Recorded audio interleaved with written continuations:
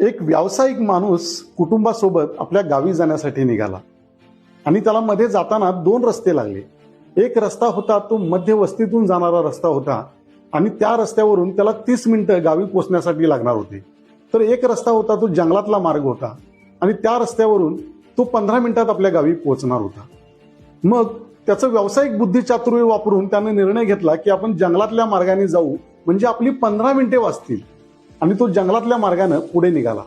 पण पुढे रस्त्यावरच त्याला एक हत्तींचा कळप फिरताना दिसला आणि त्याने गाडी तिथंच थांबवली.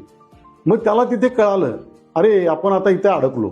अगदी तसंच मित्रांनो, पैसा मिळवण्यासाठी आपण काही ना काहीतरी धडपड करत असतो. पैसा हा प्रापंचिक गरज आहे, आपण तो मिळवण्यासाठी वेगवेगळे मार्ग अवलंबत असतो. पण आपण खडतर रस्ता, शॉर्टकट रस्ता यामध्ये आपण चूज करायला, म्हणजे त्याची निवड करायला आपण बरोबर चुकतो. कारण काही माणसं खडतर रस्त्यावरून न जाता अगदी इझी मार्गावरून शॉर्टकट पैसा मिळवण्याच्या मार्गाने जातात आणि बरोबर तिथंच आपली गल्लत होते. खरं तर कासवाच्या गतीनं का होईना प्रगती होऊ दे.